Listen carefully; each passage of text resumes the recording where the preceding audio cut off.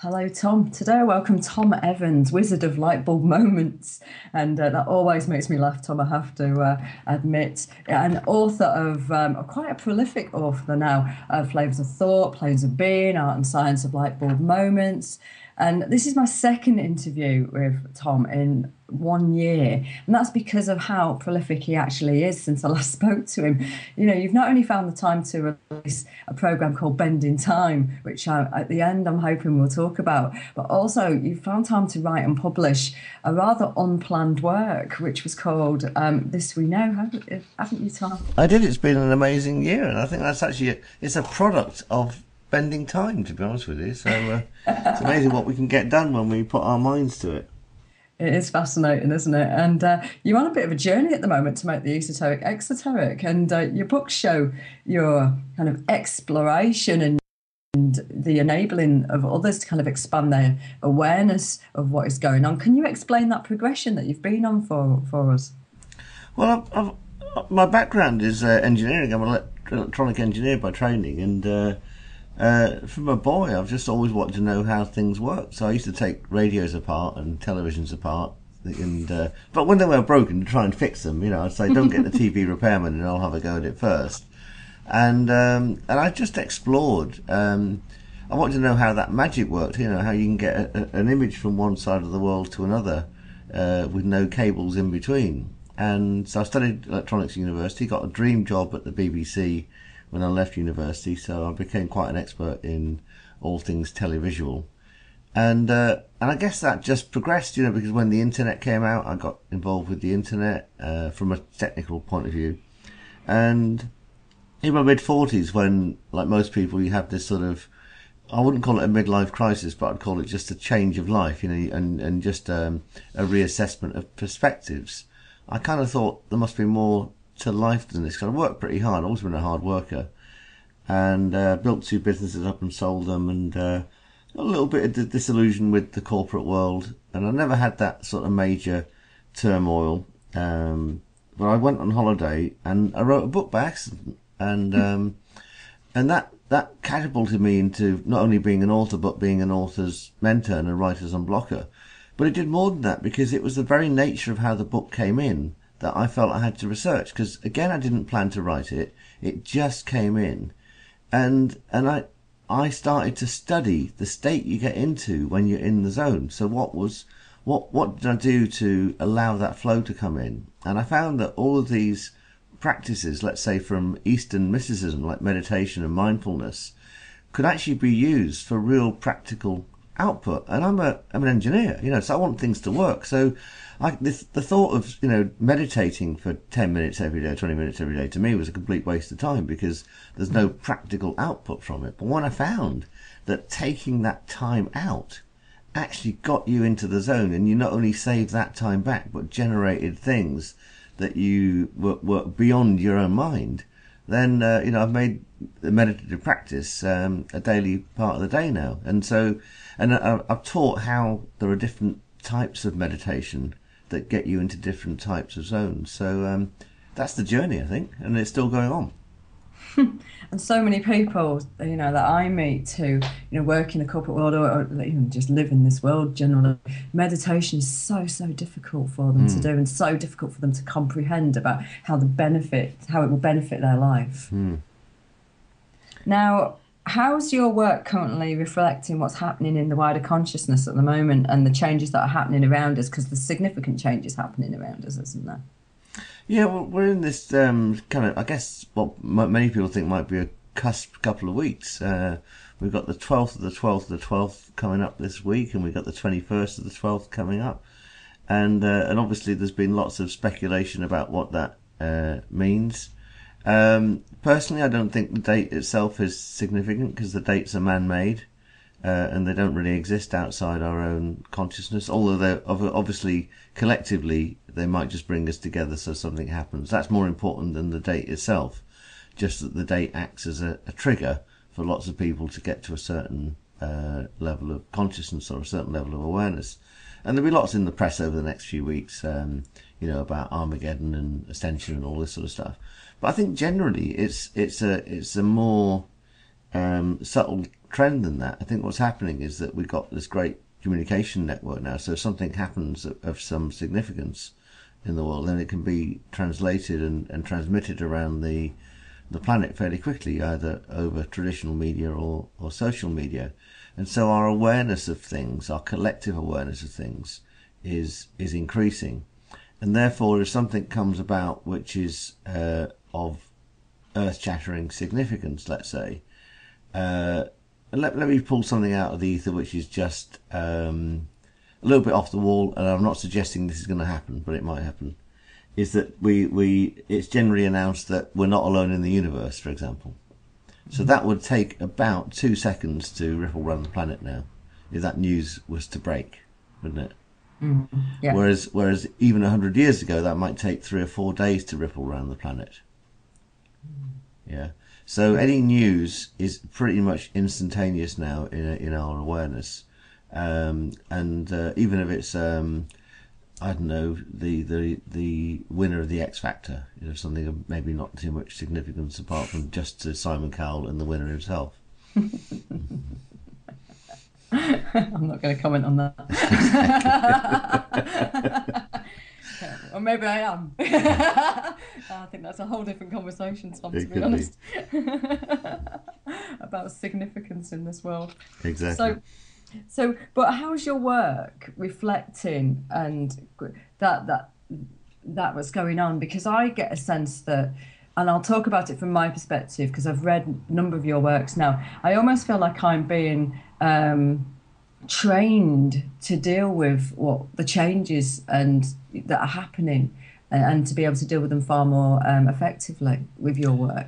Okay, that's very kind of you to say that. Well, I think that the main thing is that my work is largely an uncovering in a modern day context of things that are already known. So probably about 5 or 6 years ago, I met this character who gave me some DVDs, and he said, "Oh, you'll know what to do with these." I didn't even know what's in them, but they were just chock-a-block with esoteric material. And I found out that the ancients, sort of maybe pre-modern day religions, if you can call anything modern about religion, before they, let's say recent, these large religious institutions sprung up over the last 1,000 years or so. The ancients knew a lot of stuff, but they didn't have our technology maybe to transmit it, or certainly the recent ancients didn't. And so in glyphs like the tarot, you'll find every single secret of the universe, but it's codified. So it's in pictorial reference, so it works across languages, but it's also codified, and also it's been subject to Chinese whispers down the ages, so that to unpick it, you've got to do a little bit of reverse engineering, and the 2 books, Flavors of Thought, which take that unengineers the major arcana, and Planes of Being, which does the same to the minor arcana. They're not books about the tarot and fortune telling. They're books about what the actual significance of each of the tarot sets are about, the major arcana, the minor arcana. And the minor arcana really gives a great picture for what we are, and that's that we are 3-dimensional projections of higher dimensional beings. And so just one bit of us, if you like, is sitting above the iceberg in the physical plane, enjoying, and I do say enjoying because I think it's a marvellous place to be, enjoying this existence on the earth plane. But beneath us is a massive energy, which is our spirit. But depending on how awakened you are, we allow different aspects of that spirit to come to the surface. And that's not to put any elitism on how much you're allowed to come through, because just being here in the first place, enjoying the incarnate experience, is something that only the most advanced souls are able to do. It's an absolutely fascinating concept that we're 3-dimensional projections of a higher dimensional beings. Mm-hmm. And for many people, that's going to be quite hard for them to get their head around. Well, let's just if we break it down, then we are. If you the way I explain this is that if you imagine a world which is flat, so there's only 2 dimensions of width and breadth, there's no height, and we are 3-dimensional beings, then we could see to those people that they haven't gotten up. And if we put one of our fingers into that two-dimensional world from there above, which they haven't gotten above, they'd see this blob appear, which is a circle the size of your finger, wouldn't they? Yeah. And then if you then put your whole hand in, that blob would extend into being like a flat thing, elongated lozenge, if you like. And then when you go to your arm, it would go circular. And then if you pulled it out again, then this blob would just change shape. And then when you pull it out completely, the blob would disappear. So to them, some miraculous thing has just happened. And what they've done is they've been visited by a higher dimensional form.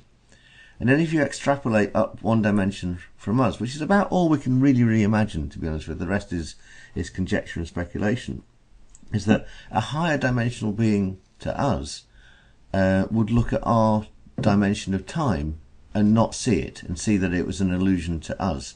And they would see all instances of us from birth through to death, and possibly before and beyond, at the same time. Now, we can't imagine that. Well, we can imagine it, but we can't necessarily see it. Although, as you know, because we've worked one-to-one, I can induce the state in somebody where we do see all futures and pasts in people's auras. Mm. And actually, the weirdest thing about that is that it works over Skype as well. Well, why wouldn't it? When you start to consider this world outside of it being physical, and it's for me, I'm still trying to get my head around in regards to the holographic universe and the fact that it's all matter and it's energy, and therefore why wouldn't we be able to actually just work with each other and not actually have to be physically next to each other? Exactly, and that again is I do see it as a bit of a party trick, to be honest with you. And it happened to me spontaneously when I was on a past life regression course. But it's actually again got a practical use, because in said aura you can see things in the past that can be healed, and when you heal the past, you instantaneously heal the present as well. So if someone picks up an allergy, for example, or an illness, let's say a few years ago, what you do is you heal the illness back then. And obviously that past person isn't necessarily healed because they don't exist anymore in our current time frame, but it kind of ripples forward in time and clears the condition from the person in the now.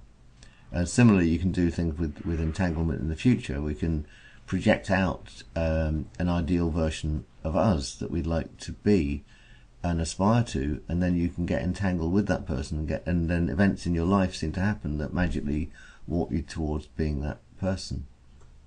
And that fits quite well with it's Richard Bartlett's work. It's called Matrix Energetic, and he effectively will put will place his hands in two parts of the body and then ask the body to return itself to the state before it actually became ill. For sure, yeah.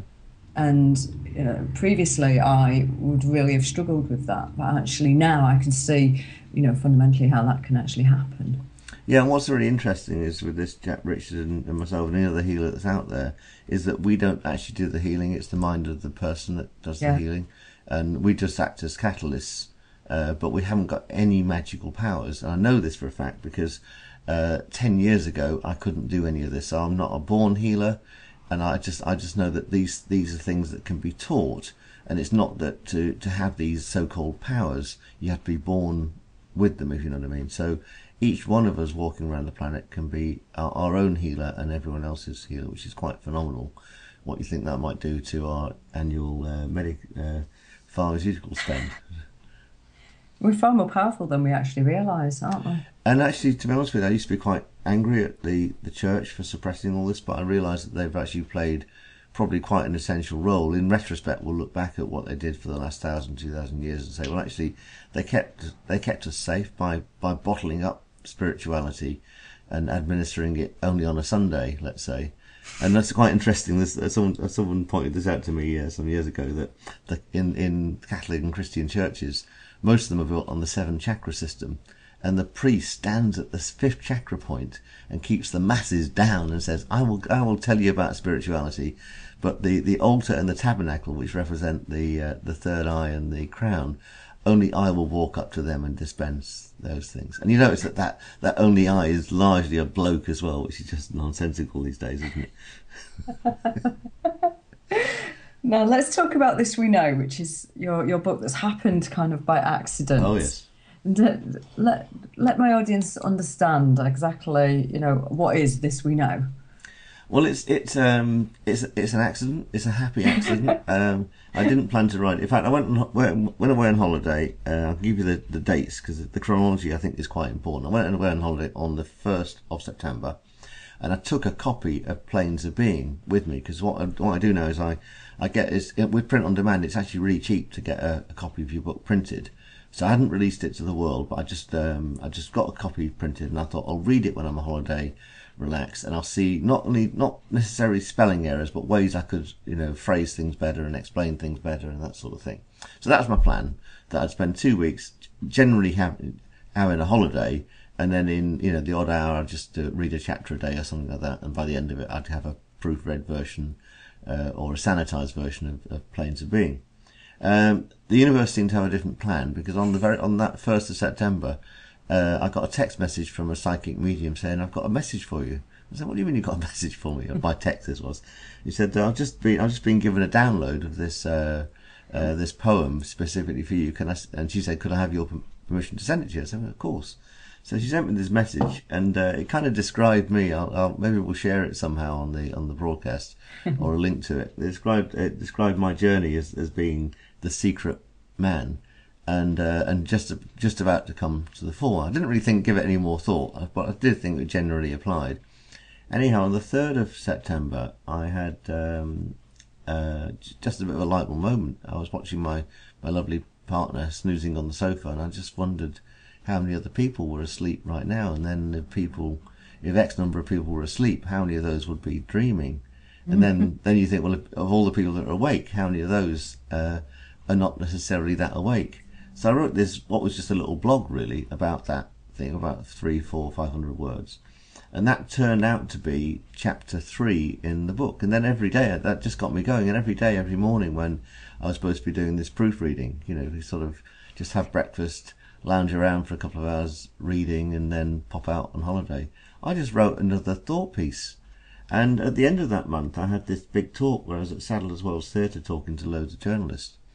And I thought, hang on a minute, if I can get something done, write a chapter or so a day, I can go back, I've just got enough time to print it out, get a published copy. And this time I wasn't thinking of releasing it to the world. It was just a case study for these journalists to say, if you've got a point to make, nowadays with current technology, you can write something and have a printed copy of it in less than a month. So I got back on the Monday, I formatted the book, sent it to my print-on-demand provider. It normally takes 5 to 7 days, and that just gave me 1 day spare before I was doing this talk. And the books arrived back within 2 days. And to this day, they don't know how that happened because they don't do 2-day delivery. You couldn't pay for 2-day delivery. There's no option for extra fast delivery with this particular provider. So it went from the 3rd of September to the 21st. I had this 10,000 word book in my hand. Now I've got a book. Having the book, I read it and saw a few errors you can't see when you're looking on the screen. Corrected those and uploaded it to Kindle on the 22nd. And then within a month or so, it just shot straight up the old charts in philosophy, and it's got more reviews than any of my other books ever written, and it's created a bit of a wave. But I didn't plan to write it. It just came in. It's cogent stuff. Unlike most of my other books, there's no mind map. I'm a great fan of mind mapping and planning and this sort of stuff. It just flew, and it makes a point. It makes a point simply that this is what we think we know. This is what we don't know, and this is what we could know. That's really fascinating. Yeah. So just tell me more about the step-by-step creation of content, because if you're saying that you've done it through flow, did it all happen where you've written it from beginning to end, or has it kind of come in like a jigsaw which is all fitted together? Well, once the third chapter came in first, and then I thought, well, I'd better just preamble to that, and so just challenge what we know, what we don't know. So what I did was I just wrote one or two of the chapters a day. And by chapters, they're only 300 to 500 words. And when you get in the zone using my bending time techniques, you can write about 1,500 words in about an hour and a half. So it's not a huge, it wasn't a huge amount of work if I didn't feel like work at all. And what I do when I'm writing is I don't review when I'm writing. So I don't try and edit, otherwise you never finish. But what I would do before I wrote each segment of it is I'd just read the last one to make sure I didn't duplicate what I just said, and it continued on from it, if you know what I mean. So, but I didn't go and edit anything apart from big typos and that sort of thing. So that's my process, yeah. I love the fact you just said it doesn't feel like work. No, I gave up working about without knowing it. I gave up working because it's a cliched phrase, but it's true. Is that when you love what you do, you don't work. And I find that people say, how do you fit so much in?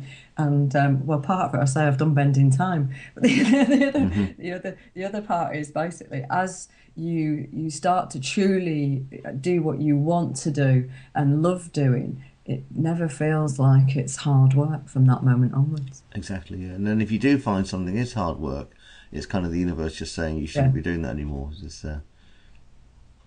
And that's the dashboard, isn't it, of the universe? I talk about the dashboard of the body, but you can extrapolate that out as wide as you want, really, can't you? Well, I'd make it a bit simpler than that still. I'd say there's only two events that you experience in life. One that tells you on path, and one tells you that you're off path. and if it's tough, then it's just a little wake up call to say you shouldn't be doing that. And when you get, especially when you get that wake up call in patterns of 3. Oh, tell me more about the patterns of 3. Well, the think about this flatland, right? Let's say we were trying to communicate with the flatlanders, and we had this magical ability as high dimensional beings to poke our finger in, right? And all these flatlanders, and there's a great movie, by the way, you can get, which you can either download. I think you can watch most of it on YouTube now, called Flatlander. And there was a book written by a guy called Edwin Abbott back in the 1800s, and a fantastic thought piece on this other world, and there might be an up to this world. And obviously, and what we'll talk about in Planes of Being is that there is an up to our world, and the shift we're about to experience is exactly that. But the way that we would communicate with flatlanders that had no awareness of an up is, instead of just poking one finger in, what we might do is get 3 fingers in and poke them in 3 times, right? And then the flatlanders would say, oh, hang on a minute. And if we did that at a certain time every day, let's say they did have a clock. Obviously, they haven't got an up, they probably haven't got time either, but if they did have a clock, you poke it in at 3 o'clock every day. And what they'd do, they'd all assemble around this point where the god of the 3 fingers was appearing every day. And there might be some other higher dimensional beings that got 4 fingers, and they poke 4 fingers in. And some of these flatlanders say, our god of 4 fingers is better than your god of 3 fingers. When actually, in fact, it's the same god, the same people just having a little communication. So if there are higher dimensional beings, and we have a higher dimensional aspect to us, and it's trying to communicate to us, because we live on the planet of free will, it can't just tell us what to do, otherwise that'd take the fun away of being here. So what it does, it just gives us signs, and it knows that we'll notice things. We might not notice if it happens twice. That just might be a coincidence. But if it happens 3 times, we go, okay, got it. And that's why all the number plate things work, and getting woken up at 3:33 in the morning, all that sort of thing works. Yeah. And it's just either higher dimensional beings getting our attention, or the higher dimensional aspect of us getting our attention. And just as we were talking about that, I'm looking at the time that's clicking over, and it was 33:3 at that point. There you go. Just... Are you the Time Lord? Well, we're all Time Lords. We either all fritter time away, or we can use it wisely. And that's really fascinating, isn't it? Because I have a quote which is, I invest my time, I don't spend my time. And I do think that people do fritter their time away. And we were having a conversation just before we started, weren't we, about your to-do list. Mm-hmm.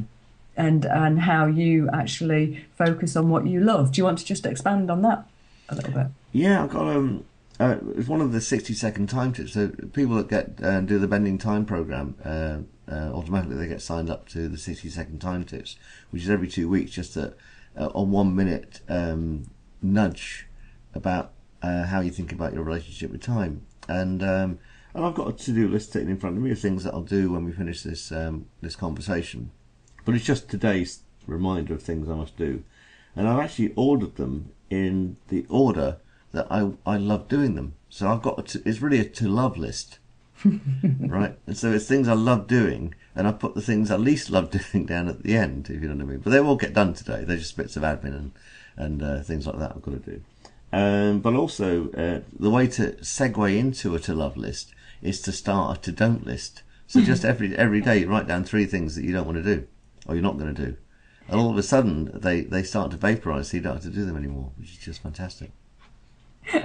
And it's all about energy, isn't it? So if you focus on the things that you want to do to a certain extent, you're going to end up following that path far, far more, aren't you? And bring that positive energy. You are, but there's something after a while which is more subtle than that. And the book This We Know is a good example of it. Is that for some time I was working on that principle that you'd just focus on the things you want to happen and give no thought at all to the things that you didn't want to happen. But you go through a barrier after a certain time where it just kicks off at a slightly different gear, where you don't do anything at all and you just allow things to arrive. And a shaman taught me that trick. Just imagine not that you're creating things by positive thoughts and then they're arriving and then you're making them. Just allow yourself to ride this wave and let things just turn up.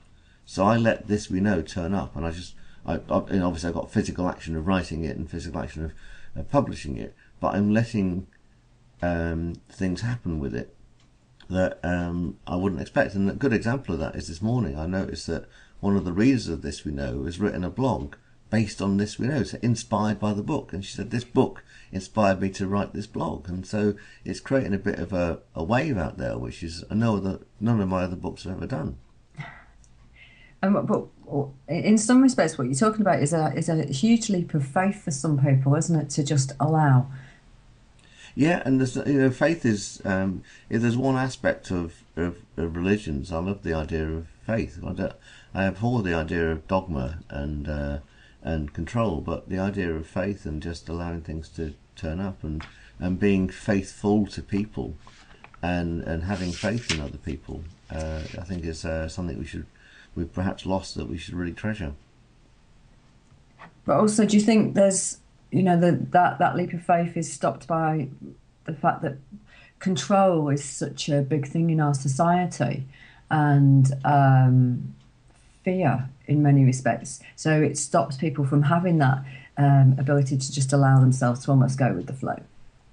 Yeah, it's a bit like maybe walking a tightrope, isn't it? Is that, if the thought of walking that tightrope would stop you doing it, and that fear would stop you going across that chasm.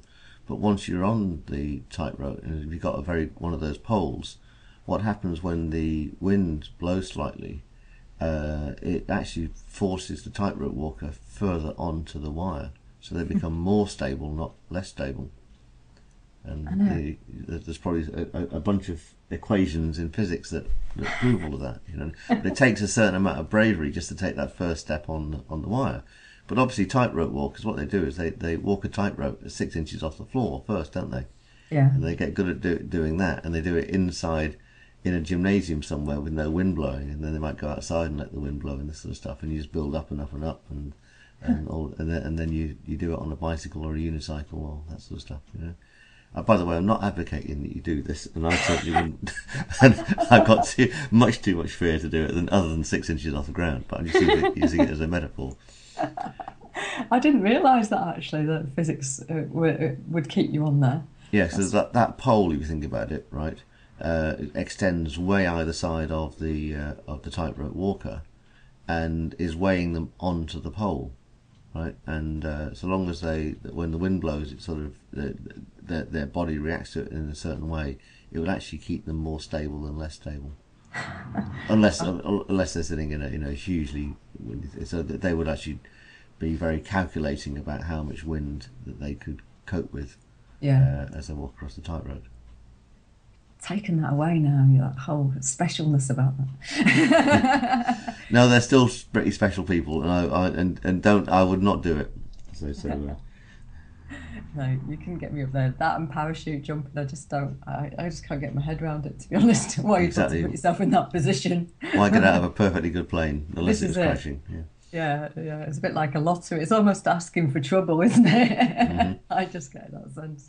Now, I'm just going to come back to the book. The book for me has got quite a lot of energy behind it, and I actually wrote this at the time, so we had a conversation. If for such a short, simple book, and I really get a sense with it that less is more. It constantly comes to mind that less is more, the content in it. But, how have you created so much energy with such a short work? And the reason I say that is because what I mean is I read it and I felt like you were directly tapping into my unconscious at a deeper level. And it wasn't superficial, this book, for me, in the slightest. It was actually, in regards to what it was attempting to do. So I do feel that you tapped into a wider consciousness of what I knew. Okay.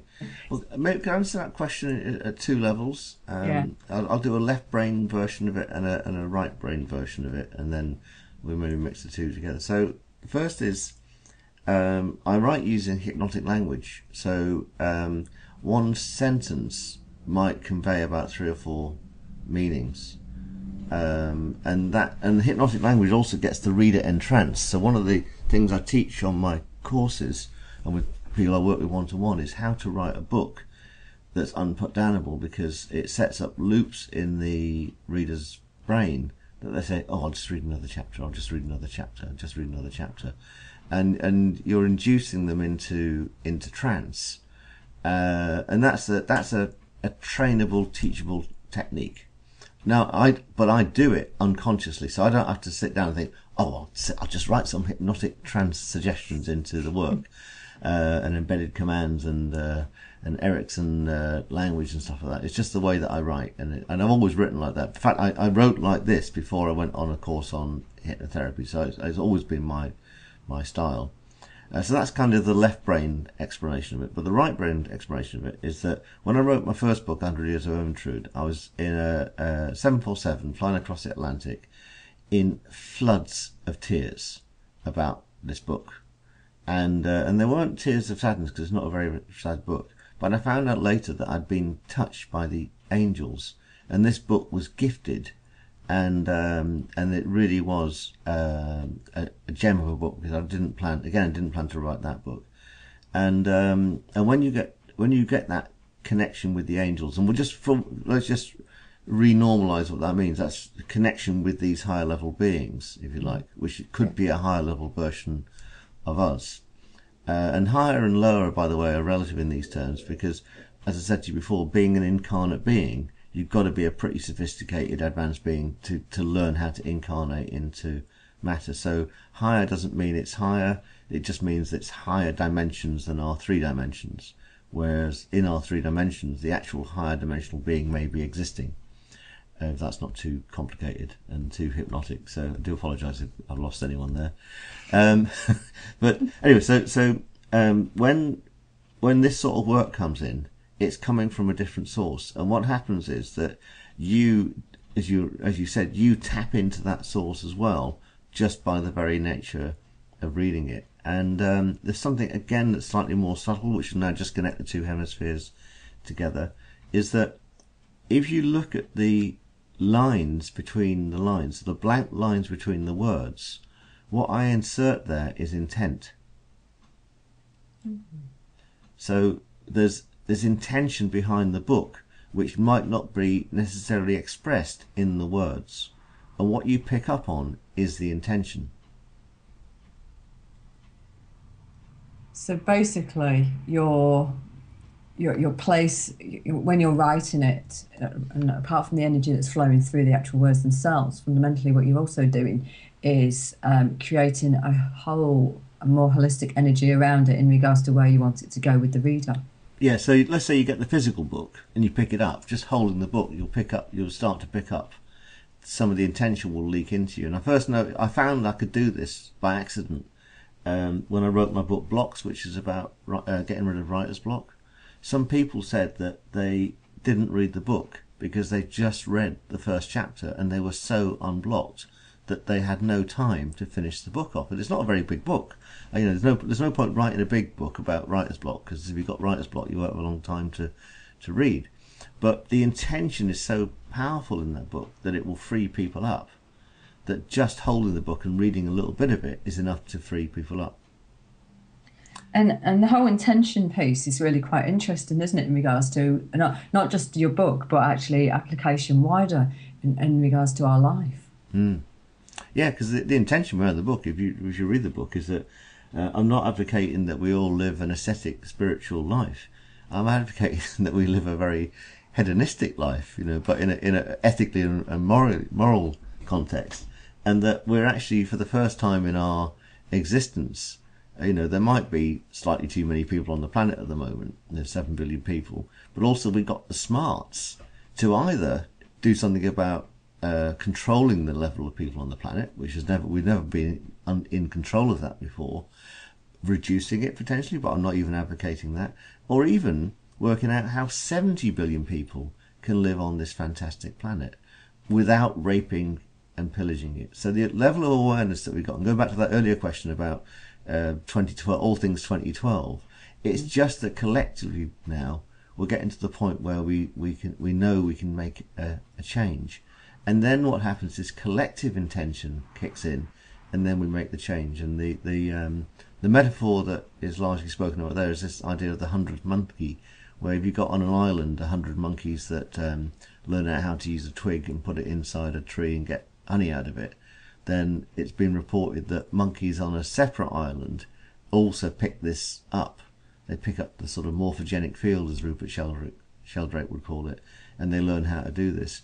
And so it doesn't need all 7 billion people on the planet all to wake up and get to a certain level of awareness. It just needs a few people, and these few people can't be controlling it. They can't be doing it for reasons of if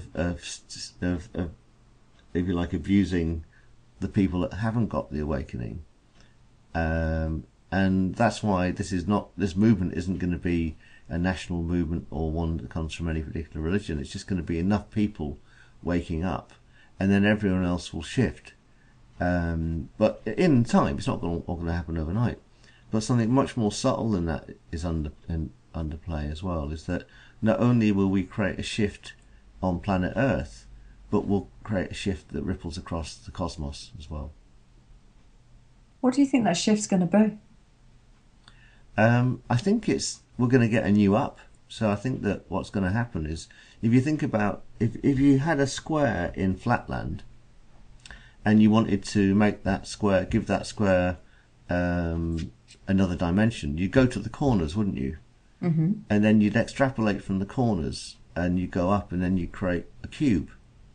And so when you've got that cube's got 8 corners, and I'm sitting in a room right now with 8 corners, and then we extrapolate up again, and then you get this thing called a tesseract, which is a hypercube. So I think we're about to get another cube, but every day I get another bit of information about it. And there's been a theory for some time that the Earth is an awareness and got a consciousness. And I've started this series of interviews with people that have read This We Know, and I'd love to interview you about this, actually, Deb. So we'll just make a mental note to put that on our to-love list, shall we? And we'll do this soon. And they're very short interviews. And I'm interviewing people that read the book, saying, "What world would you like to know?" And out of these come real gems. I was speaking to this lady called Christine Miller the other day, and she mentioned she dropped this phrase into one of her answers about a self-aware planet. And at that time I get little nudges on my back, or a little shoving down my back when I get some information in. And I think what's going to happen is that as we get a shift in our awareness to another level of our self-awareness, we actually take Mother Earth from just being a consciousness to being a self-aware consciousness as well. Or is it happening the other way around? Together is better to say. So both at the same time. So it's not an either or, it's an and both. Because I just see that we're all cells, so fundamentally why would the Earth be any different? Exactly. Although at the moment, the sense is that the Earth is just a consciousness, it's an awareness, and it's a very old awareness, but we take it to a level of self-awareness. And the Earth could not do it without us, and we couldn't do it without the Earth. So you get a sense that we're leading that rather than the Earth's leading it? Just our self-awareness is leading it. But we're not separate from the Earth, so it's not like it's not like human beings wake up one day and say we're going to do this. You know, it's not like we're going to fly to the moon or something like that. It's going to be a natural consequence of enough people just getting to a certain level of self-awareness. That's fascinating. And this is the 5 billion people that are awake right now, being less asleep while they're awake.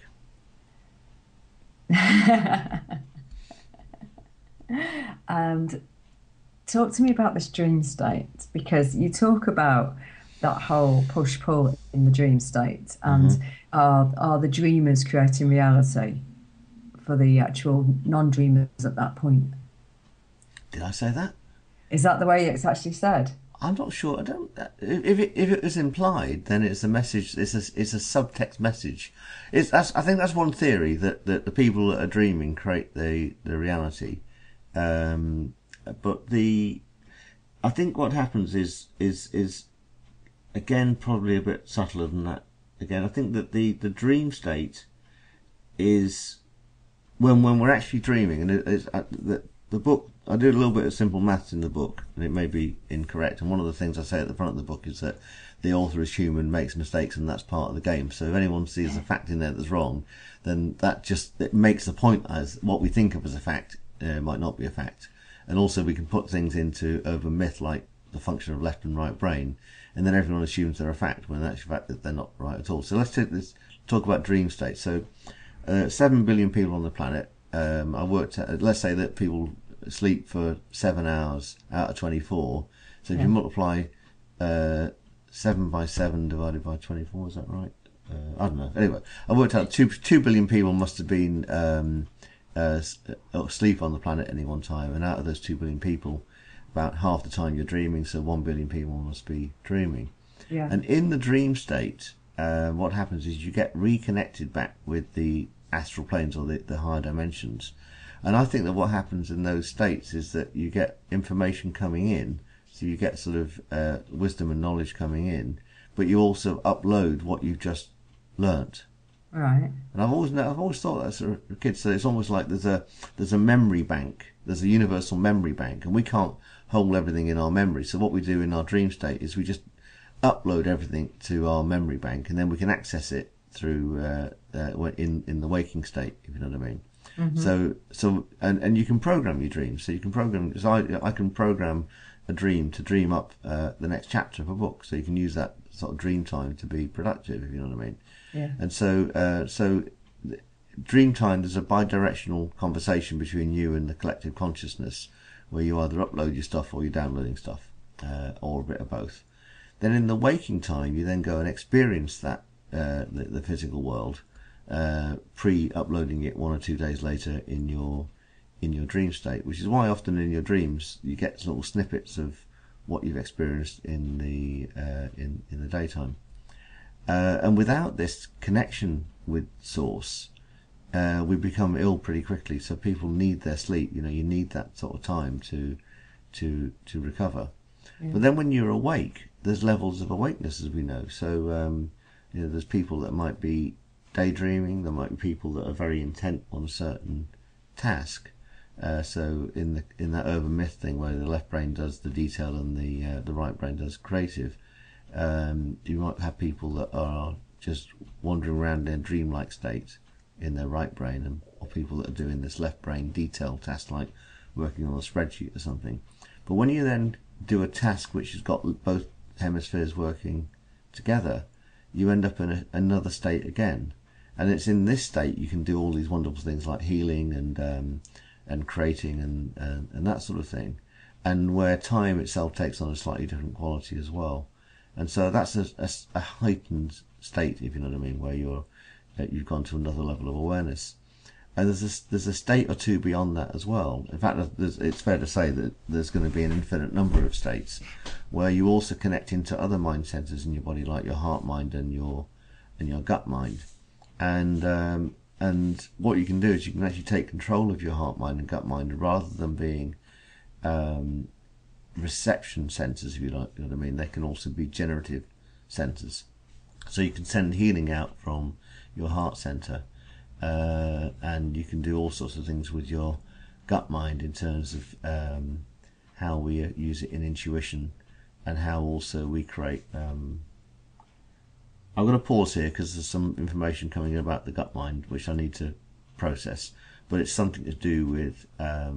I've mentioned at the back of this we know about what might happen in 2112. So I do a postscript that runs out 100 years from now, and I talk about these things called levitons, which are personal levitation vehicles. And what I don't say in the book, but what I kind of sense, is that these work by a thing called a faster than light drive. And this faster than light drive, we all possess one. It's called our brain, because our brain can instantly zoom around the universe to any time in the future or in the past, faster than light. And when we learn how to tap into that using this gut center, we become our personal levitators. So we won't even need a vehicle. It's just reminded me of Blade Runner. And and this might sound, if you haven't met me, and and you might think I'm going off on one. We are early in the morning. We haven't had anything to drink, and I have levitated a couple of times, but I've done it spontaneously, and I didn't know what was happening. And both times someone else was in the room, so it wasn't just me imagining it, and both these other people experienced it. And I'm kind of doing my reverse engineering job at the moment. I'm trying to work out how to do it repeatedly, and just doing some experiments in that. And I know it's to do with something about getting all the mind centers which are external to our brain in coherence, and working against gravity, so gravity gets annulled. That's fascinating, because what I get a sense you're using your imagination there, but in regards to the levitons, as well as in a level of intuition. But is our imagination driving everything all the time? Do you? Well, if you just we unconstruct your sentence that you just said, then you're using your imagination and some intuition. Well, the intuition center is your gut mind. Yeah. Right, and the gut mind works 5 or 10 seconds ahead of our conscious mind, and that's been sort of measured by MRI scanners now, so it's sort of known by the scientific community. But there's a great book by Rudolf Steiner called How to Know the Higher Worlds, and in it he talks about how humans have evolved by every eon, let's say, a different chakra center opening up from our root mind up to our crown. And then maybe 1 million years ago or so, our third eye learnt, which is our knowing center in the middle of our brain, learnt how to modulate our throat chakra. And our throat chakra is what we speak with. So at the moment, I'm having a thought, and I'm controlling my voice box to control the airwaves that are going into a microphone that's been encoded into digits down the internet, and then coming out of your Skype, being re-encoded into analog, and then vibrate in a loudspeaker, so you can then hear my thoughts, and the vibrations in your ears get converted into thoughts. Now that's kind of what's happening from a technical perspective, if you like, and we don't give that a second thought, do we? We just do it. But before we had symbolic noises that represented concepts, we couldn't have this communication, and this was something that happened maybe 2 million years ago. And what Steiner describes, and bearing in mind he wrote this over 100 years ago, is that, and he based it on stuff by people like Madame Blavatsky, who wrote even earlier than him, is that we then start to fold down the chakras, and we've taken control of our throat chakra. We can take control of our heart chakra, and on my website there's a heart rate activation free visualization that people can have a listen to under the free stuff area. And then the next thing we'll do after that is take control of our intuitive mind, which is our gut center, and that's the center combined with our root chakra, which just allows us to spontaneously levitate. And so it's funny you said imagination and intuition, because you've got to use both to make this thing kick off. Yes. Now, and the fear, sorry to interrupt, but the fear would be, oh, if I take off, and I when I levitated both times, the fear kicked in. I thought, oh, I better come back down again. I might just float off. So it's the fear of being out on that tightrope, and that was kind of weird. Fascinating. How do we take control? From your perspective? Well, I think let's no one's ever asked me this question, so I don't really know the answer to it. But I suspect is that we're being looked after, and we will be shown, and we'll be led. So we won't be doing this blindly. And in fact, there are probably forces out there in the world that are suppressing this, so it doesn't happen spontaneously. Because at the same time, you'll be able to levitate. You'll also be able to bilocate. And I keep meeting people that used to bilocate when they were children, then suppress that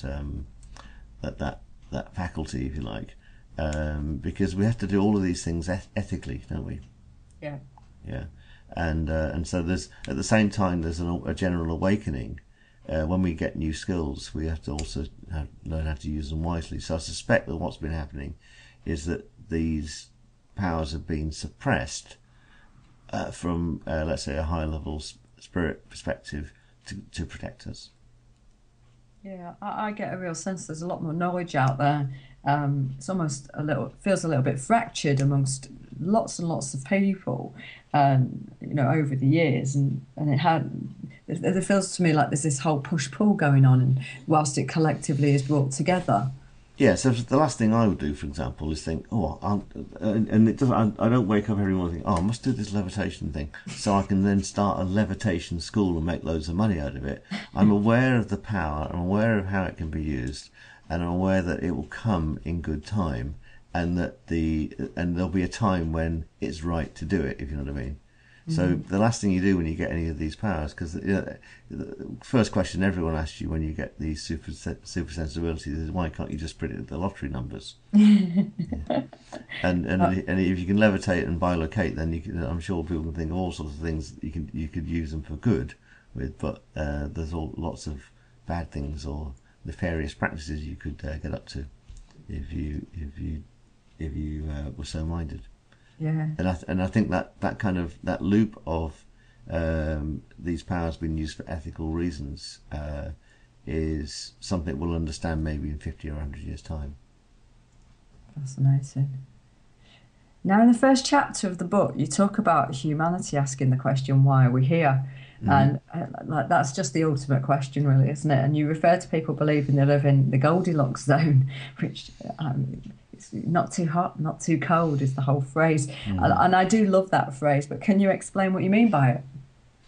Well, it's the scientific community sort of talk about it, is that, that SETI, the Search for Extraterrestrial Life, they send out messages assuming that all life has to look like humans and use our technology, and so they're kind of just, in my eyes, just wasting time and energy, and they're being very arrogant to say all life has to look like us.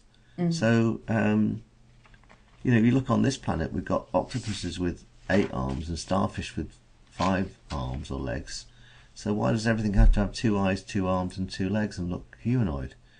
And also, why does this is where the scientific community is so left-brained and very blinkered, is that life, the vast amount of life in the universe, isn't even incarnate.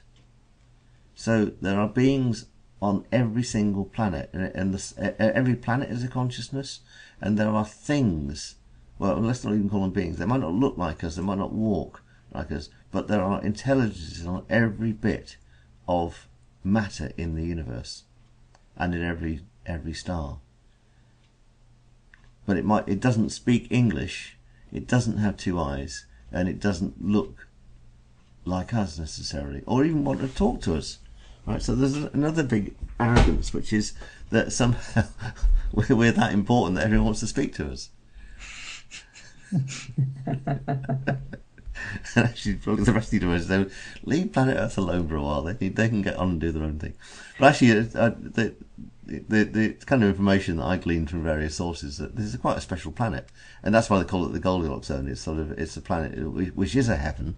It's very hospitable. It's got some great things going on about it. And at the end of the book, I talk about how we can use that planet as a place to live a fantastic hedonistic lifestyle, not at the expense of other people on the planet either. So we can all live in some sort of harmony. And if people want to do, if people want to experience personal Armageddon or fears and things like that, they can do that. But also there's a great opportunity for us to get our act together. So Goldilocks zone is if you want to be like humanity with our biology and our biochemistry, then you need a planet like the Earth. But there are every other permutation you can think of. There will be some form of being or intelligence, even if it's not a self-aware intelligence, on every bit of matter anywhere in the universe, including inside stars. So why do you think people on this earth want to experience Armageddon?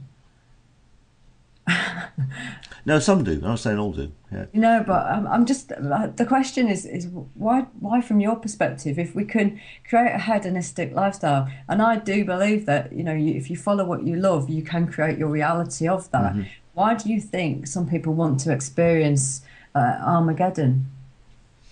Well, that's a great question.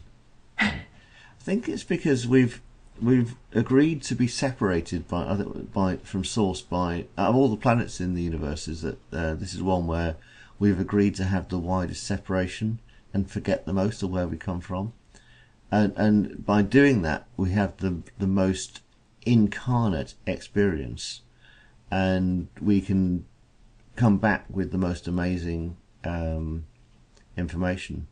And perhaps one of the scariest things that we can do is to terminate our own lives, isn't it? And to have that power over ourselves is something which is quite amazing. Not many animals would do that, but to take conscious control to terminate our incarnation, like that poor nurse did recently, is something which is like creating your own personal Armageddon. And perhaps it's a freedom. Perhaps also it's an expression of what control we can exert over ourselves in the physical domain.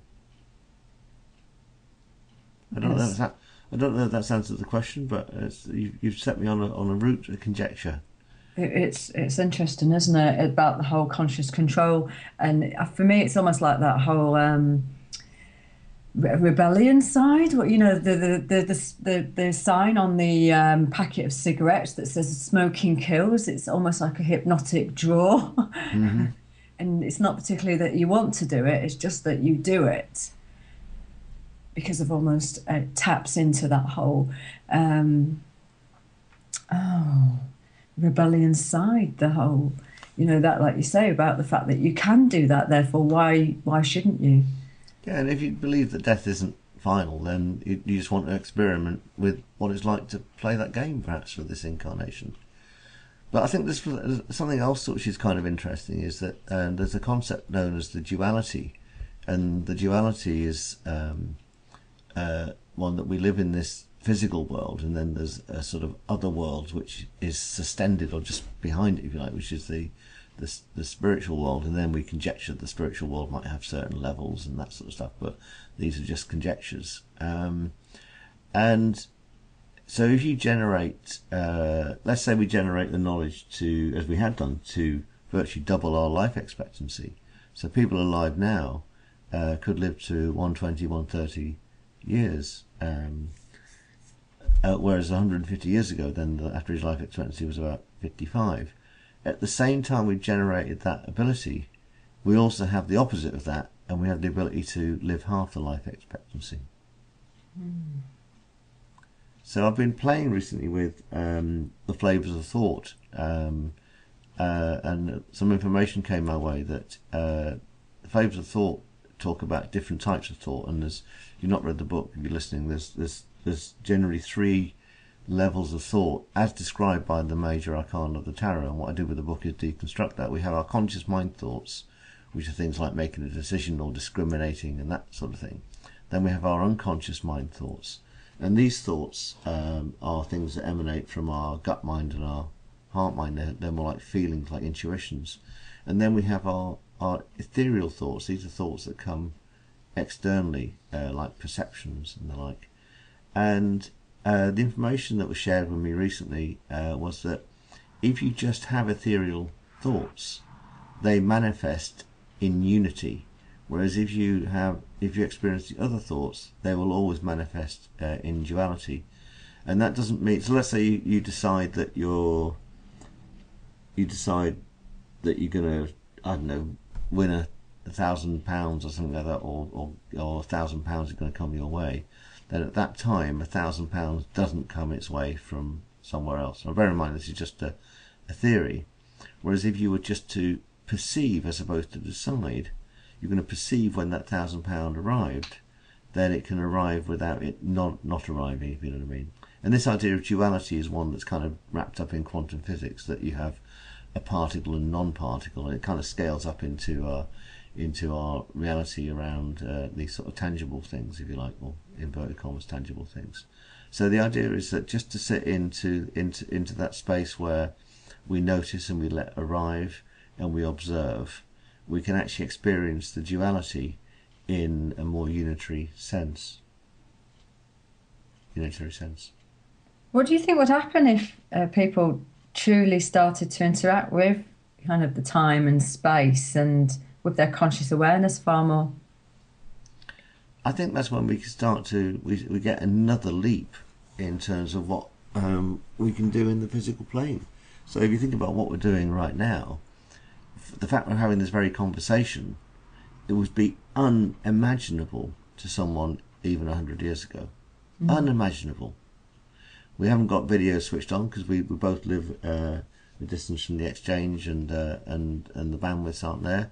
But in 100 years' time, that will be something we won't even worry about, because we've got the smarts to imagine amazing things. So that the technology that we have nowadays is an absolute output from the imagination that people like Edison and all the fantastic physicists like Rutherford and Einstein, there is an output from their imagination 100 years ago.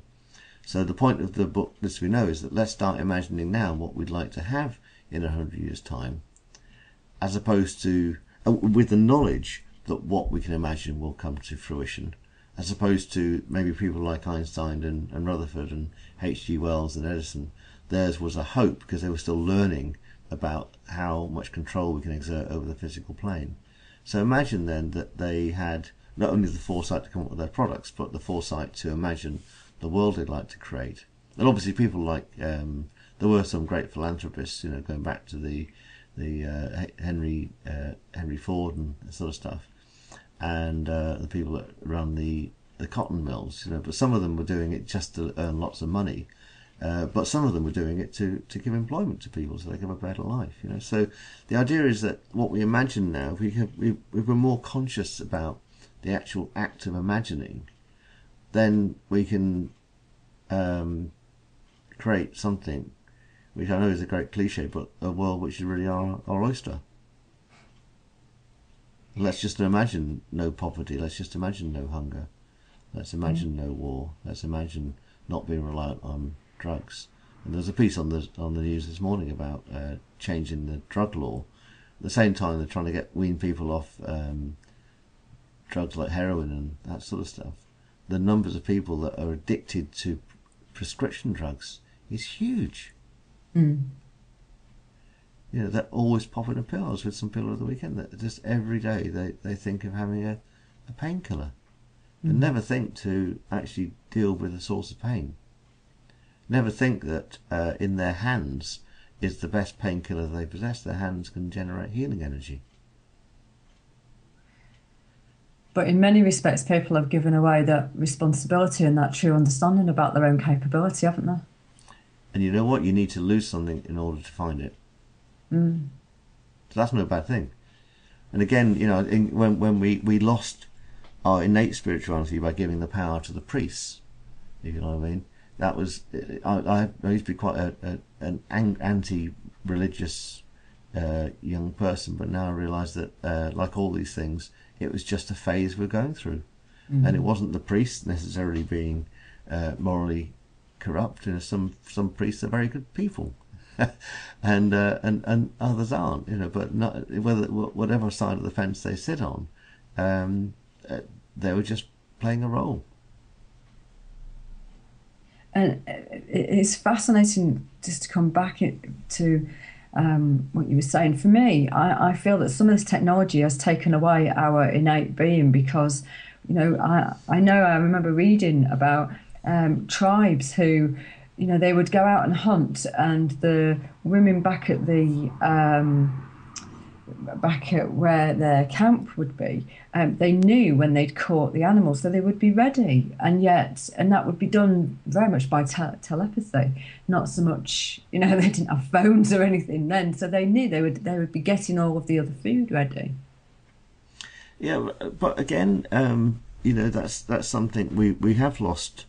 That a lot of people have lost that innate telepathy, but we've gained so much more as a result. So if you think what we're doing right now, it's a form of technical telepathy, isn't it? I'm having some thoughts and speaking, and you're hearing those thoughts at a distance. But as I mentioned to you, I think before we start the call, is that this ability to see auras and see past and future lives in people's auric fields is something that you can do over Skype as well. So I love the idea of a hybrid world where we use technology and these innate senses together.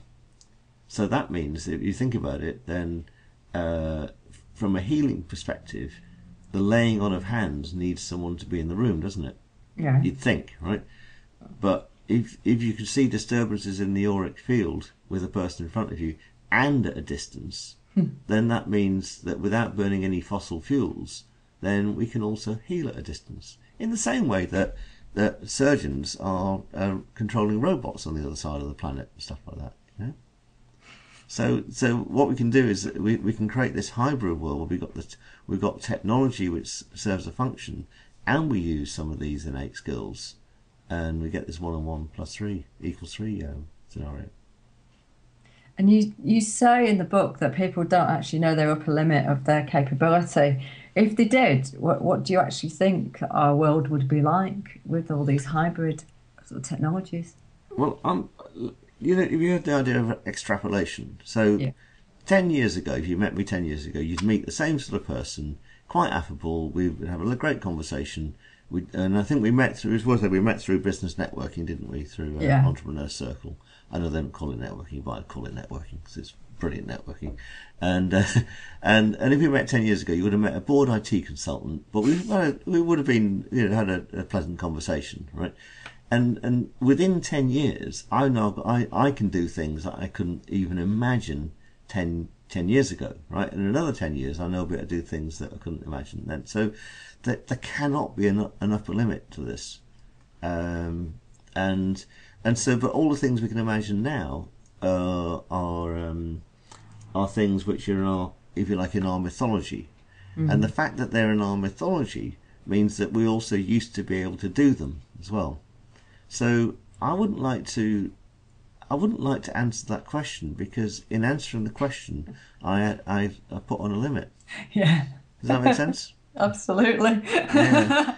And I did several years ago. I started using a different goal setting system. So I didn't have any goals about 10 years ago. I just let life arrive.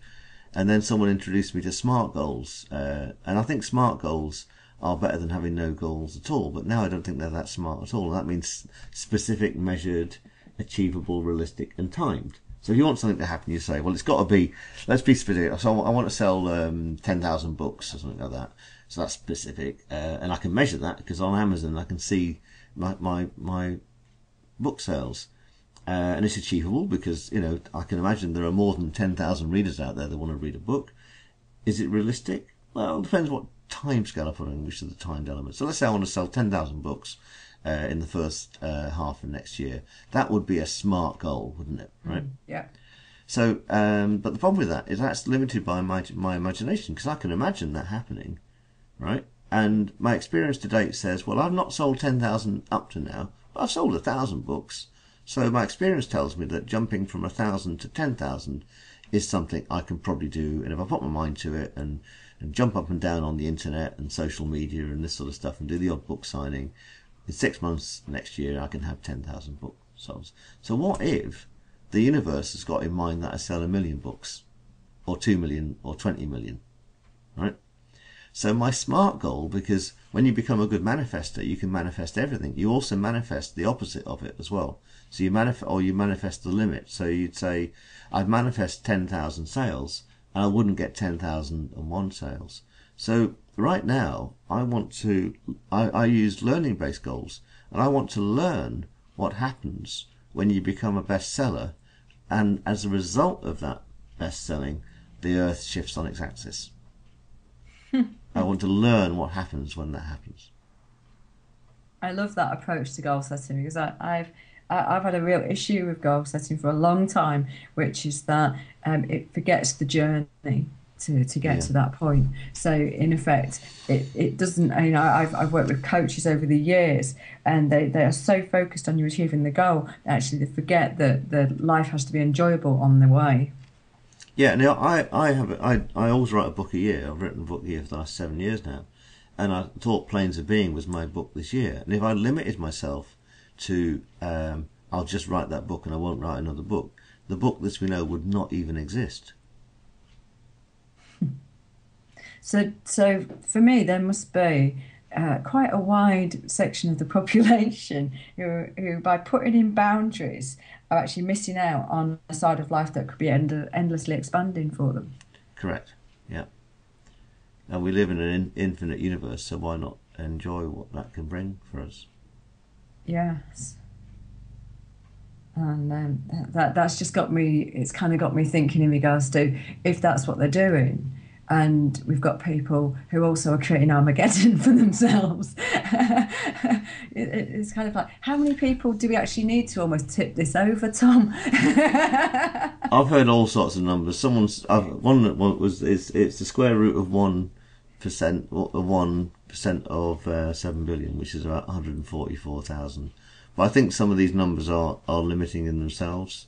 So it could be one person is needed, or 1 million. The numbers aren't important really, but we'll notice the shift when we get up one day and all the wars, people just get bored and they won't bother fighting anymore and stuff like that. So there'll be a shift point where, and we see this shift point throughout humanity. We see like all of a sudden people put their arms down, and it's happened in Northern Ireland, didn't it? And that was like we had that as probably our nearest conflict in the UK for many years. I know it's bubbling up a little bit at the moment, but largely that just died down kind of overnight, didn't it?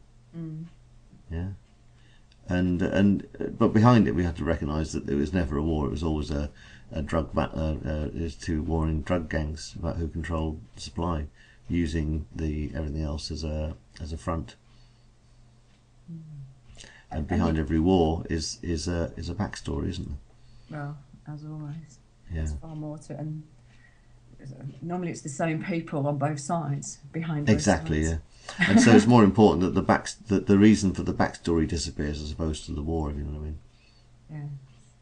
Now, you do say in the book that things have a way of actually evening out over time, that nothing real can be destroyed and nothing real can persist.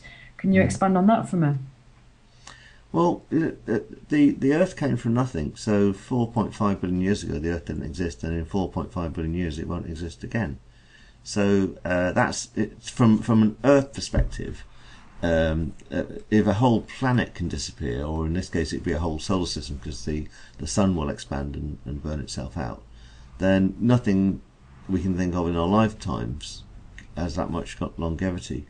And it's more important that we enjoy the process and we enjoy the journey than the thing itself. So if you were lucky enough to have $2 million parked in a bank account, but it wasn't doing anything, then that's such a waste of an opportunity, isn't it? But it could be producing something. If you extrapolate that up, then how much resource is just sitting there doing nothing. How many private art collectors have just got something sat on a wall that never gets looked at? And so those sort of realities for those people cannot persist. They can't go anywhere, Whereas if we just open up to something which is slightly more infinite, then that has this lovely way of persisting, and it will persist across space and time as well. So that that thought, any thought you have right now, appears everywhere else in the universe instantaneously, so someone else can pick up on it. Someone on some other planet, faster than the speed of light, picks up on that thought form. Yes. And that's infinite persistence. It's just such a big thought, really. Exactly, and it's such a big thought because that very, very thought got picked up light years away. Yes. And your intuition knows that what I just said then was true, even though one might, I can imagine it being debated. I don't want to set out about proving it, but I just know intuitively what I said was a universal truism. Well, that comes back to my original point about the book, which very much I did feel it was tapping into that source the whole time with me. Yeah. Yeah, and I know when I wrote it, I had no other aim in mind, but just to produce something for at the end of a month, a little job that came up at the end of the month, as a point. But as the book started emerging, I went, this is not like any other book I've written. It wasn't planned. It's come from that special place, and at the time that I produced it and put it out there, I also removed a fear which I'd been harbouring, and I think these fears are worth sharing. I write about them in my first book, Blocks, because when I first started helping people out with writer's block, I had no skills to deal with this. People would come to me after I wrote my first book saying, "Can you help me write my book?" And I went, "Fine, yeah, I can do that." And I had no plans to be an author's mentor or writer's blocker. It just came. But if people came that had they just weren't. People get really keen, then they get stuck, and I had no techniques to deal with any of this. So I went and did some NLP and some therapy and some past life regression, just so I had a few tools up my sleeve to help people that got stuck. In every single case, we had a case of writer's block coincided with a life block. So, and if someone got stuck, the stuckness was the symptom; it wasn't the cause. So, procrastination, or bad time management, or poor time management, was just, if you like, the symptom of an underlying malaise. And I identified 4 fears. That we got the fear of failure, so we don't try, because if we don't try we won't fail. We got the fear of ridicule, and I know I've had all these fears and experienced them all. So we don't want to be ridiculed. Again, let's not bother trying, because then we can't be ridiculed. We can be fear of the unknown. Well, as I say in the book, there is more things that we don't know than we do know. We know that now because we know many more things 100 years now later on than people knew 100 years ago, and so we can just extrapolate out, saying, well, there must be more things that we don't know than we do know. And we can also have fear of success. And I've been financially successful twice in my life, and both those times have equated to the times when I've been most stressed. So in your mind, even if it's unconscious, you equate success and stress together, and then you don't go there. So at the time I wrote This We Know, I realised that for it to go global, I could put a lot of effort into the marketing and the sales and stuff like that, and I'm sure it will pick up.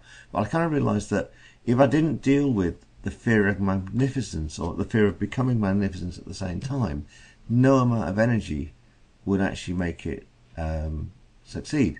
So I did some work on myself to really identify where this fear was residing, and I do a process called soul part integration. And the theory behind this is that when we incarnate, we don't incarnate just as one being, but we have several entities that come into the same body one migrates to our head and becomes us, and the others kind of sit inside us in our other mind centers, looking after us.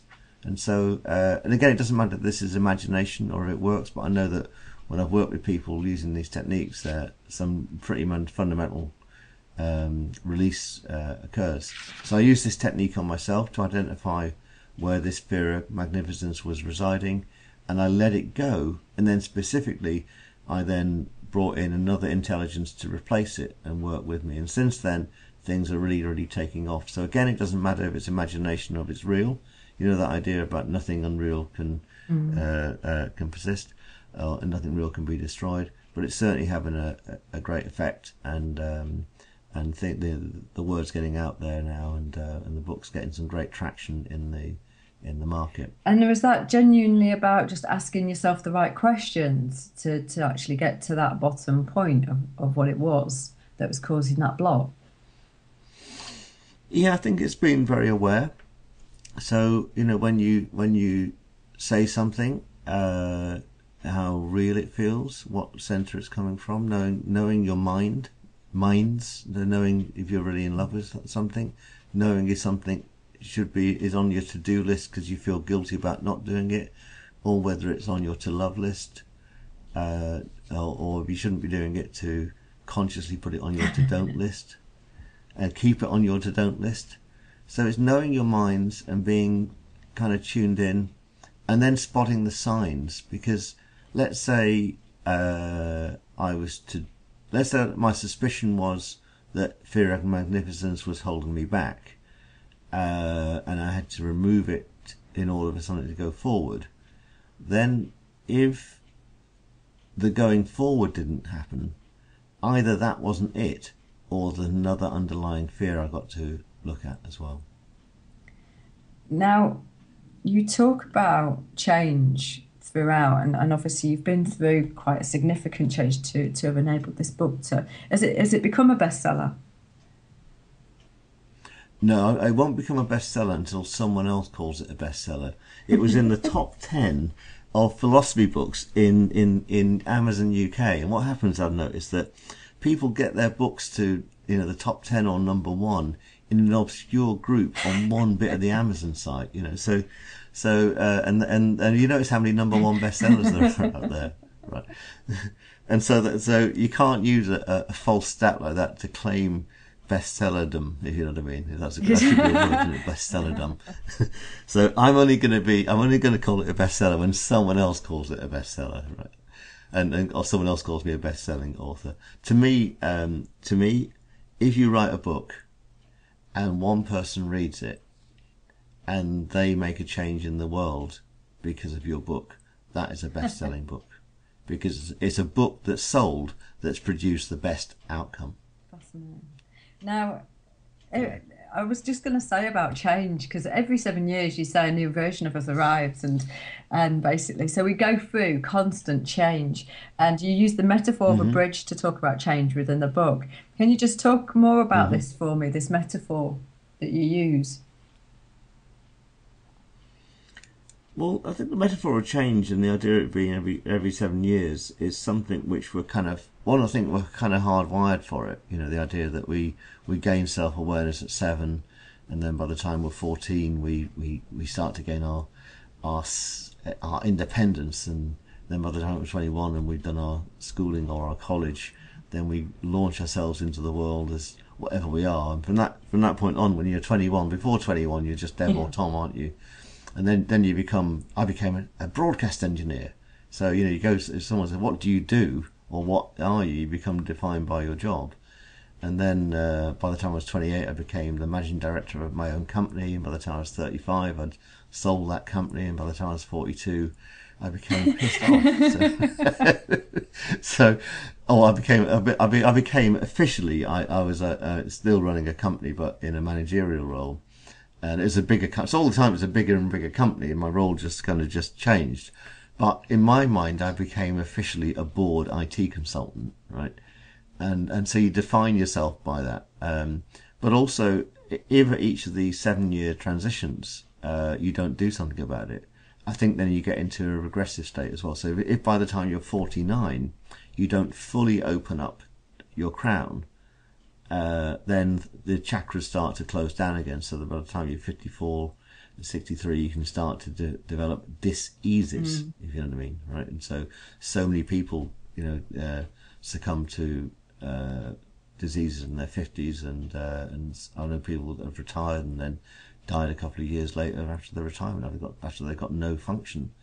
And then eventually this seems to extrapolate out to dementia, where the brain starts to switch off because it's not being used. And part of this is a symptom again of the malaise, if you like. We've created this longevity, but culturally we've not caught up with how to deal with it, how to deal with an aged population, and we haven't put the financial structures in place to deal with it. We haven't put the cultural systems in place, but we'll catch up, and now that we're aware of it, we'll catch up. So I think in general this is a process that we as humans can enjoy, endure, submit to, or change. And by becoming aware of it as a process, we then get to a point, perhaps unlike any other animal species on the planet, to actually then redefine and recontrol our destiny and how we react to these things. So I don't mind sharing my age. I'm 54 now, and I feel brighter, wiser, sharper, more capable than any time in my life, and I've got no intention of stopping right now.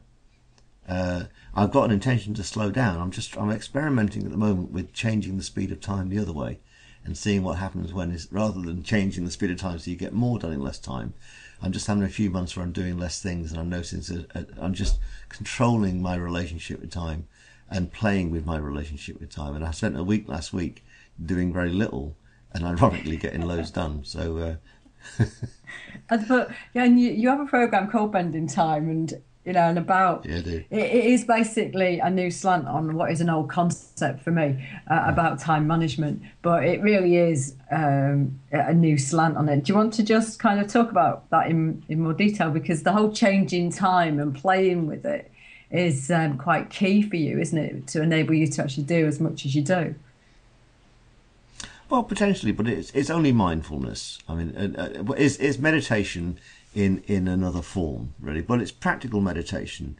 And it starts by saying, it starts with the premise that the normal human mind, and that's only the normal human mind, because I can also, I know that we don't have to be like this. The normal human mind can only have one thought at a time. So if you're worried about the past or fretting about the future, you're taking your attention away from now. So let's say for the normal human that goes about their day, several thoughts hit their mind at one time.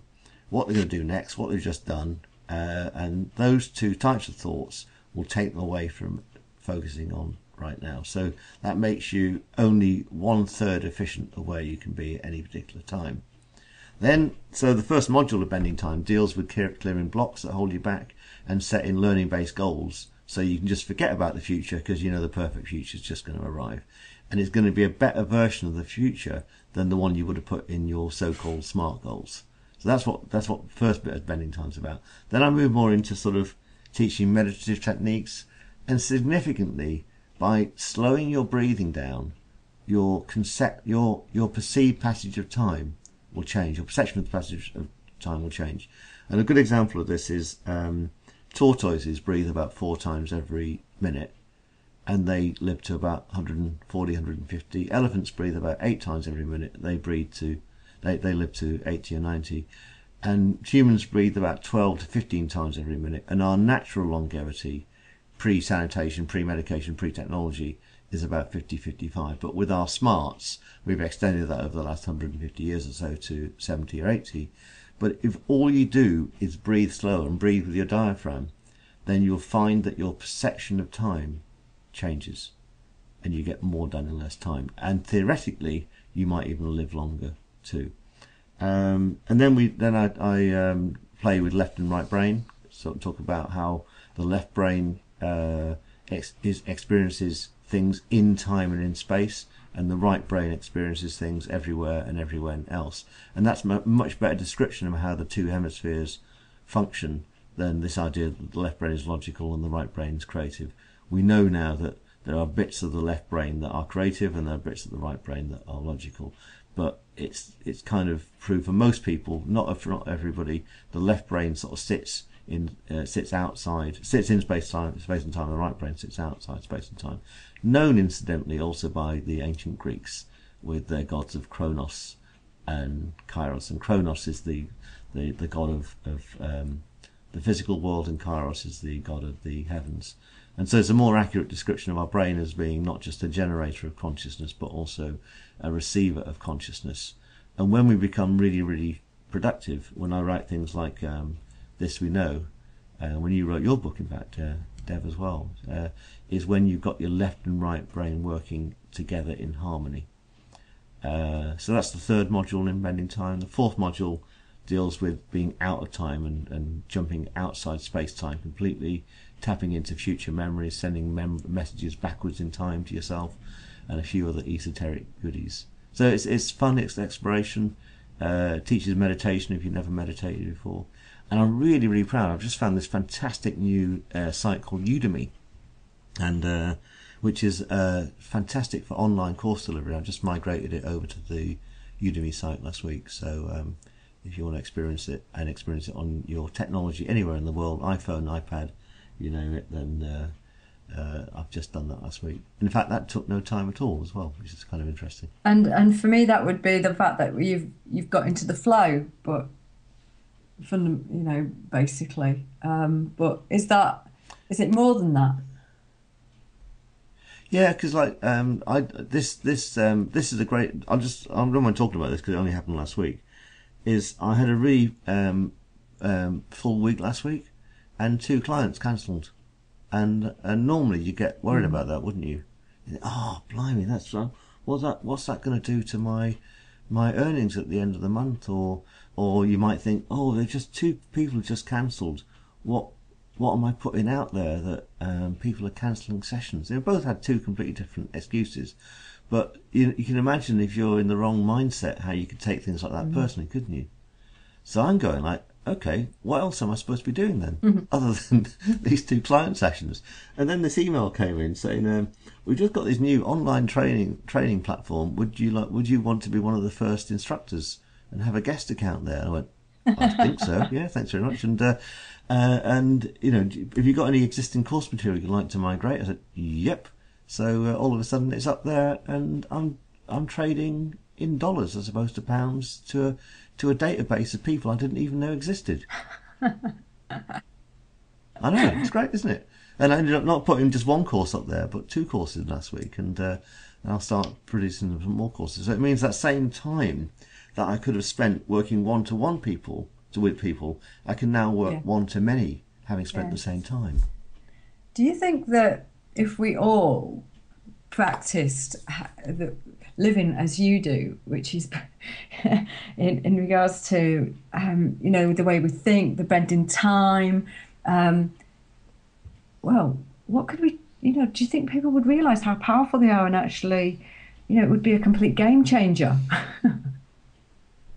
Well, I think first off, we don't want a planet full of Tom Evans. It's a really dull place to be. So let's. And I haven't, my ego will not allow that to happen. But I think there's some things I've learned which have really helped me, and where I think they're universally applicable, I want to share them with the rest of the planet. Which is why so much of our stuff I just put on the website and make it free, because I just want to give it away. Things like the heart rate activation, I don't see how that can be charged for. The information was given to me freely. I want to share it, that everybody's got this healing heart rate we can activate, that can be used for all sorts of good, and it only takes 11 minutes to listen to activate your heart rate, and you can send unconditional love all the way around the planet, and backwards and forwards in space and time as well.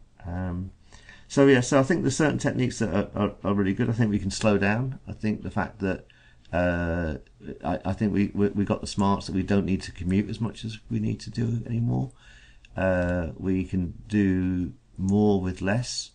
If we did something like just going for a 3 or 4 day week, work week, the economy would change. More people could work, and we'd have more money sloshing around. Not trying to, and and I don't think we need to go into communism. I talk about communism, so commune-ism, where we just work more together, and we're not at the coalface as much as we used to.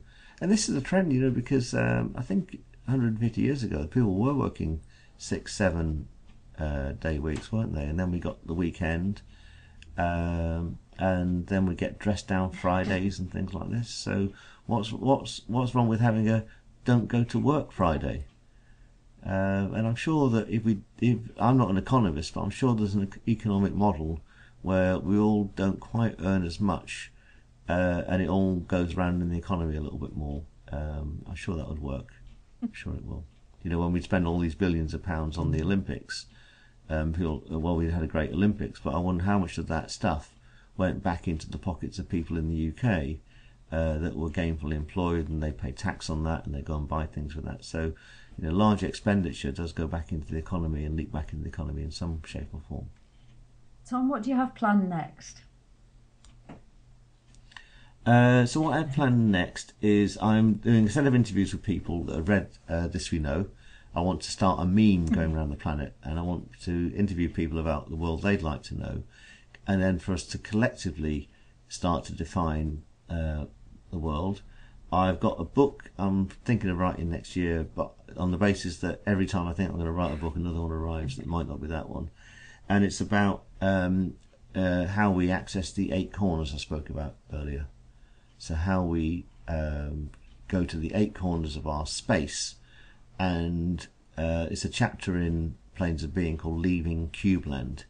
Incidentally, when I wrote Flavors of Thought, that was a chapter in my book Lightbulb Moments, and often what happens is an individual chapter from an earlier book spawns the book afterwards. So I might be writing this book called Leaving Cubeland, and it's how we get our next up.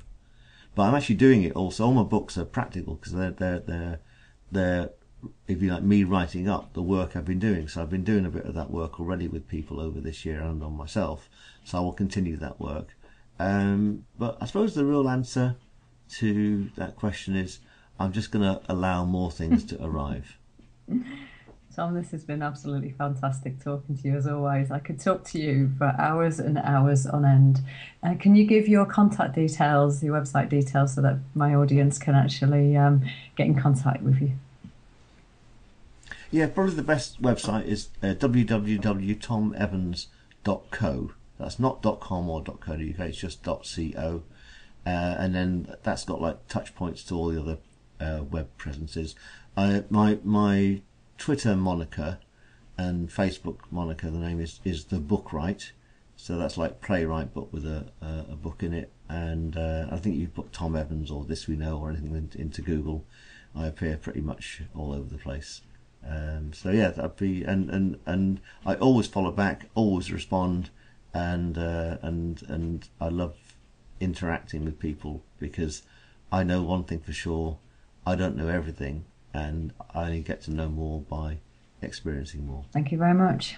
Thank you, Des.